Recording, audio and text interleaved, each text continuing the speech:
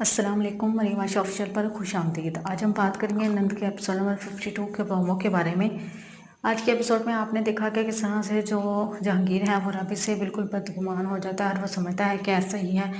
वो सोचता है कि क्या ऐसा ही है कि राबी ने ये सब कुछ किया या फिर ये गौहर की चाल है और साकिब भी उसके साथ मिला हुआ है। वहीं जो जहांगीर साकिब है वो को समझाने की बहुत कोशिश करता है, लेकिन वो उसकी बात किसी तरह भी नहीं मानता है। वो यही समझता है कि फरवा ही गलत है और शाहज़ेब और फरवा का कोई आपस में चक्कर है।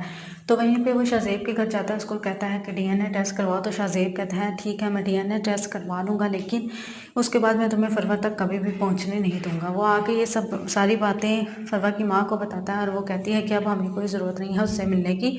लेकिन शाहज़ेब कहता है कि ये एक किरदार, इसके फरवा के किरदार पे एक दब्बा है, तो हम ये काम ज़रूर करेंगे कि हम लोग फरवा की पाकीज़गी हसन के सामने साबित कर सकें। वहीं दूसरी तरफ जो जहांगीर है उसने राबी को कमरे में बंद कर दिया और गौहर को कहता है कि तुम इसको कमरे में ही इस पे नज़र रखना ताकि ये कहीं भी बाहर ना जाने पाए और इसको वहीं पे खाना भी देना। वहीं पे इसकी भाभी बहुत नंबर मिलाती है और उसका नंबर मुसलसल हो जाता है, तो वो घर आती है और आके उससे पूछती है। तो जहांगीर उसको कहता है मैंने उसको दफना दिया है। वहाँ पे वो बहुत परेशान होता है और वापस चली जाती है। वहीं पे जो गौहर है वो उसकी सास को कहती है कि अगर वो जहांगीर सब कुछ जानते हुए उसको यहाँ पे उसको रखना ही नहीं चाहिए था, उसको वापस भेज देना चाहिए था उसकी।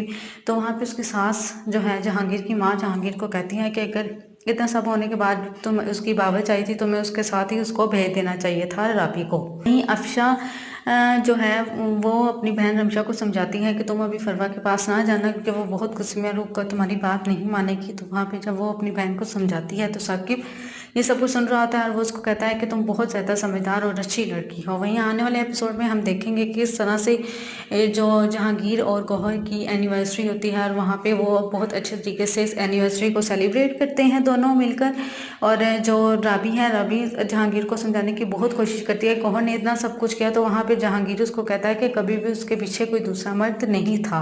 वहीं वो राबी उमर के साथ भाई फूल खरीदने जाती है, तो वहाँ पे साकिब भी आ जाता है। अब गौहर उसको बुलाती है या वो खुद आता है, ये हम आने वाले एपिसोड में ही हमें पता चलेगा। फिर जो साकिब है वो ऑफिस में अफशा के साथ बैठा होता है, तो वहाँ पे हसन आता है और उसको कहता है कि तुम यहाँ से दफ़ा हो जाओ। और वहाँ पे साकिब भी ये कहता है कि हमारे घर में ये सारी और भाइयों में लड़ाई करवानी सिर्फ एक या हमारे ख़ानदान में, और वो आप ही है। और वहीं पे जो अफशा है वो साकिब को बैठ के समझाती है कि एक मर्द को है वो चाहिए कि वो अपनी जो औरत के सामने जब उस पर तोहमत लगाई जाए तो वहाँ पे वो डर कर खड़ा हो। ये जो गौहर है, जो गौहर की सास है वो जहांगीर की माँ, वो कहती है कि ये घर गौहर का है और गौहर ही इस घर की मालकिन भी है। गौहर ये कहती है कि ये घर मेरा है और यहाँ पे सिर्फ मेरा ही हुक्म चलेगा।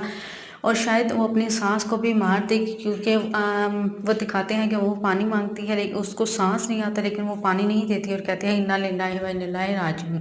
अब आने वाले एपिसोड में क्या होगा, क्या जहांगीर कभी भी गौहर का सच नहीं जान पाएगा और क्या जहांगीर की माँ इस दुनिया से चली जाएगी, ये आने वाले एपिसोड में हम देखेंगे। आप भी अपनी राय कमेंट के जरिए ज़रूर दीजिएगा कि गौहर का अंजाम क्या होना चाहिए।